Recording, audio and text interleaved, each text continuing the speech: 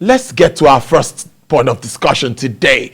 Now, given the outstanding accomplishment recorded in recent times between the European Union and Nigeria, the European Union has pledged to continue to pursue with increased vigor its bilateral engagement and friendship with Nigeria, as trade volume between the two sides reached 28.7 billion euros in 2021. With a view to delivering better and more results in their partnership, the European Union has pledged to continue to pursue with increased vigor its engagement with Nigeria. That's, of course, improving the results in this partnership. The EU has remained Nigeria's most important trading partner, accounting for 20.9% of Nigeria's trade with the world. It is also the first export destination for Nigeria, accounting for 25.4% of its exports, and the second in Nigeria's imports, the world, accounting for 16.1% of its total imports. Now, joining me live from Canada via Zoom to discuss this and more is the partner and chief economist at PricewaterhouseCoopers, Dr. Andrew Nevin. Thank you so much for your time, Dr. Nevin. It's good to see you. It's been a while. No, it's great to see you, Tolo. Thank you for having me today. Yes, 28.7 billion euros is the trade volume between Nigeria and the EU bloc. This is about 25.8% higher than what was on in 2021. What do you make of this figure? Well, I think it just shows, as you said, I think the EU in a way is the number one economic partner for Nigeria, and they're a very good economic partner, and there's a lot of synergies between them. So obviously at the present time we export largely oil to the EU, and we import manufactured goods and machinery, for example. But there's lots of areas for cooperation. I know the EU delegation in Abuja and in Nigeria is very interested in deepening it. There are lots of very high quality European companies that have been in the country for decades, like Arla, Heineken, for example, Unilever. And so I think there's a bright future. And if you look around the world at the geopolitical tensions, my own view is that having the EU as your partner makes a lot of sense. We're a democracy, a big democracy. So it seems a more natural partner, for example, given what's happening today than say with China. So it's a bright future. But the other thing, of course, is sitting here right today, I think that Nigeria has an urgent strategic need, which is to get Europe to help invest in developing the gas reserves. So we had a pivot to the gas strategy. I think His Excellency President Buhari did exactly the right thing. The only problem was, because it came so late, the EU is moving away from gas as a greenhouse gas. But the war in Ukraine has changed this entire equation. They can't rely on Russia. They need other sources. We're a very natural source. We need more investment in LNG and the next Train 7, Train 8, Train 9 to bring up the gas reserves. And that should be the thing that's really on the agenda between the EU and Nigeria. I now want to look at imports from Nigeria was about 17 billion euros, and export was put about 11 billion euros, and this seems to be looking very good for Nigeria. 6.4 billion profit. What are the basic items we're looking at here? Many will say more of crude oil exports and a little bit of non-oil export here. What specifically do you think is growing this market? Well, crude oil is growing, of course, and it's a major market. 25% of, I think, our crude goes to Europe. Also, gas goes. For example, Portugal is highly dependent on gas from LNG. So that's the bulk of it at the moment. But as you said earlier, agriculture is coming up. The country has a strategy for the big five agricultural crops, the exports of cashews, cassava, cocoa, sesame, and palm oil. There's investments in all of them. We still run a deficit in food, as you said, but I think that's largely, in my view, due to the security situation. But there has been a lot of efforts by the CBN, the government, but also private sector actors in growing the agricultural sector, and that's coming. And I think, again, the most natural partner for our exports is Europe. But we also want to stress, though, we export brains to Europe. Europe's population is shrinking. They have a real need for Nigerian skill sets, for example, in the medical area, in the education area, in the management area, in finance. And more Nigerians are inserting themselves in these global value chains with European companies on that. So I think that in addition to exporting oil, which we do now, we need to export more gas. We need investment from from the EU to build out those gas reserves and that system.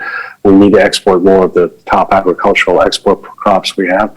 We also need to export services from Nigeria, so business processing, outsourcing, people sitting in Nigeria do that. So some of them will go to Europe, and some of them will deliver those services staying in Nigeria. So those are the big four areas for me. I don't think we'll be exporting, for example, manufactured goods to Europe anytime soon.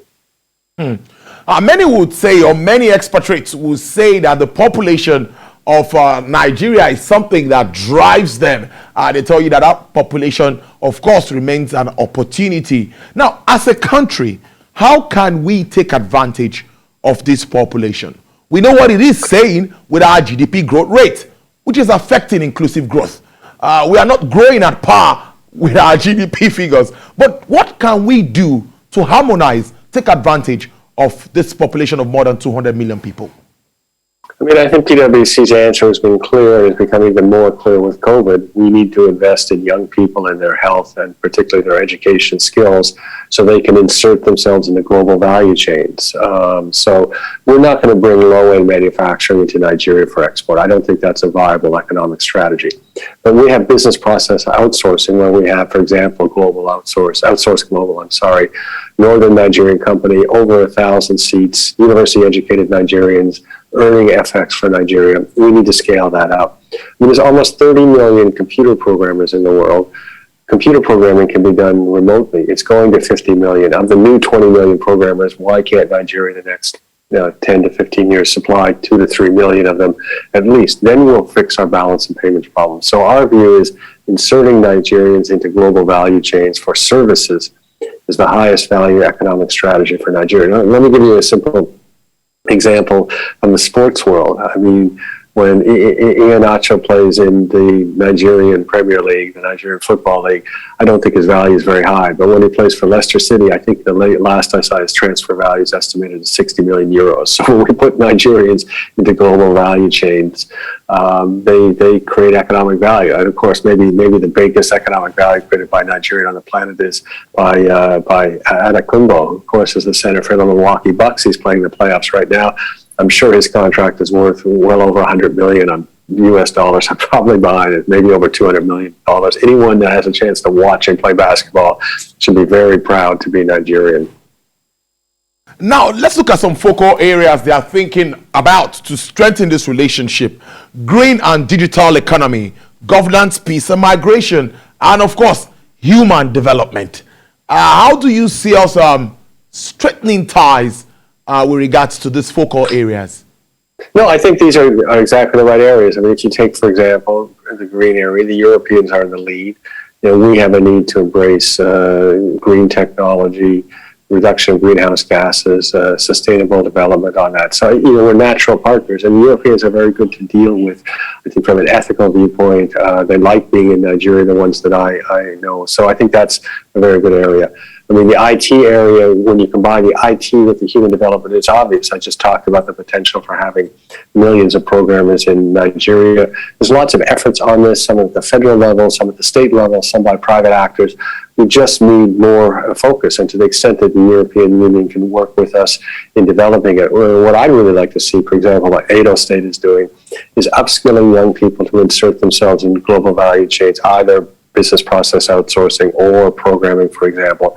That's something the European Union should be cooperating with Nigerian states, because I think it's easy, we can be effective at the state level. And if you get, I think the target for His Excellency Governor Obaseki, if I remember right, is about 30,000 programmers. Well, we have 36 states. If they all had 30,000 programmers in global value chains, that would be 1 million people earning global wages, and it would transform the Nigerian economy. And it's something that we should be doing with the EU. They are the natural partner for it. Now, staying with taking advantage of the ongoing war between, of course, Russia and Ukraine, many would say that African countries like Nigeria can come in, particularly let's look at gas, which we have in abundance, proven and unproven reserves. But the argument would also be that, do we have that infrastructure to be able to meet up with supplying this gas, maybe to the European Union or wherever it is needed? What do you think needs to be done for us to harness the potentials in Nigeria's gas, this large gas reserves that we have, that we can get more money from the international market? Well, I mean, NLNG has been a very successful company. We already export a lot of gas. There's moves afoot, of course, to use more gas domestically, both gas to power, gas for cooking, gas in the automobiles, in fact, which we desperately need to replace the price of oil. The difference between now and 4 months ago was we needed tens of billions of dollars of investment to increase our gas production and be able to export at the export terminals. But Europe wasn't prepared to do that because they had declared natural gas as a greenhouse gas, so they weren't permitted to put in more investment. Now they redesignated, or very close to redesignated it as a transition fuel. And they desperately need to fix the security situation. I mean, if you take the case of Germany, I mean, being dependent on Russian gas, but also simultaneously they closed down the nuclear reactors. The combination of those two things together have really put them at risk, and the situation with Russia now is intolerable. I mean, I don't think the West will do business with Russia for 50 years, right, after what is coming out of the Ukraine situation, the war crimes, the unprovoked aggression on that. So they need a separate source for gas. Given that we already have a significant gas reserves, it's easier to scale our gas reserves up than, say, a new country like Mozambique, as an example.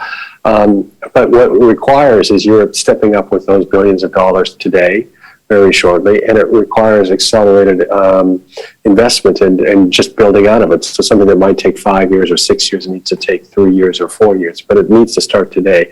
I also think that my understanding is there's excess capacity in the system as it stands. So, of course, the first place that we need to start is Nigeria is ramp up, and if we need technical assistance, we need to get it from Europe. Ramp up as rapidly as possible within the existing structure our exports of LNG to Europe, particularly to Germany.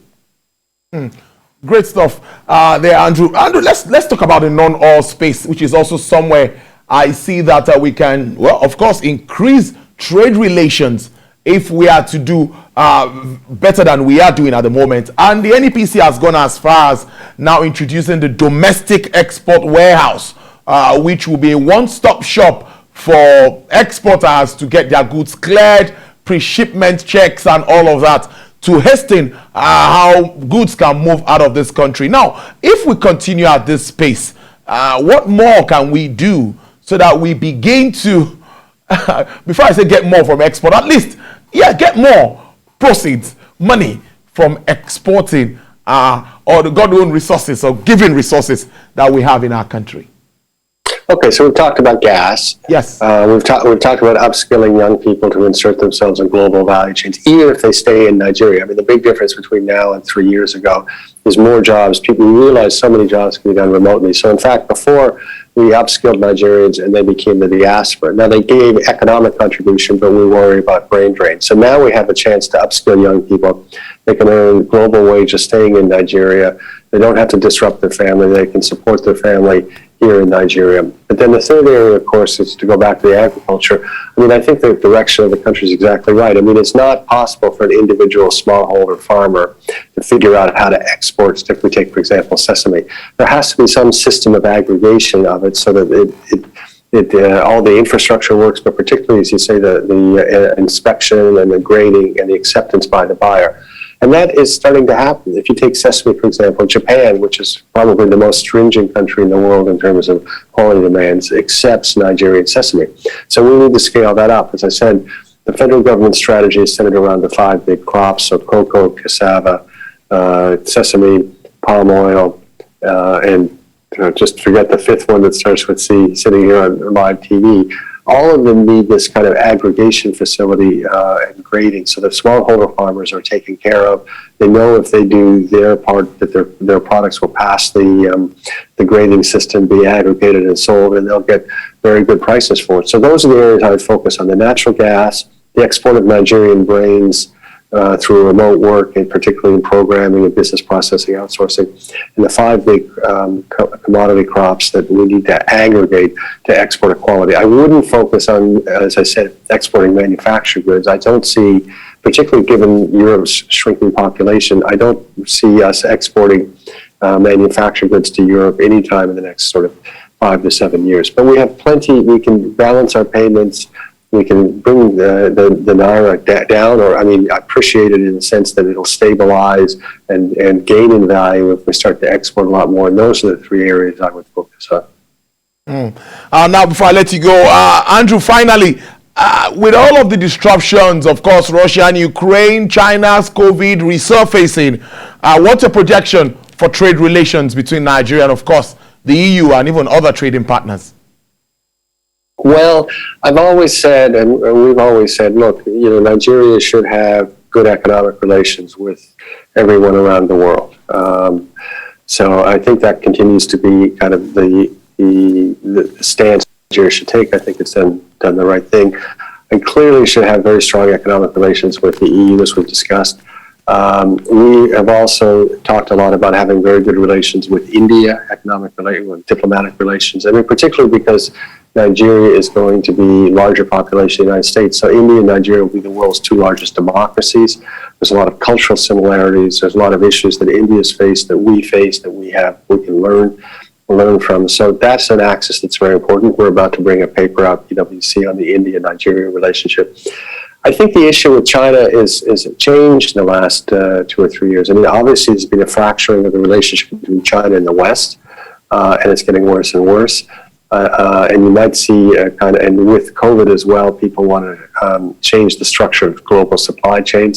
So you're going to see kind of a separation. And I think we have a decision to make how tightly tied to China we remain. I don't think that we should separate completely. As I said, I think we should have good relationships with everyone. And of course, the other player we haven't really talked about is the US, or US and Canada. Of course, I'm Canadian. We should continue to have good relations, economic relations there. But if I look at those 4 blocks and say South America, 5 blocks, I would say that the relationship between EU and Nigeria and the relationship between India and Nigeria are the 2 most important economic relations, and we should work hard on both of those, both in the economic sense but also in the diplomatic sense. Amos, thank you so much for your time. I've been speaking to Dr. Andrew Nevin there, who is the partner and chief economist at PricewaterhouseCoopers. Thank you so much, and do enjoy the rest of your day. Enjoy your weekend. Thank you, Tono. Stay safe. All right, you too.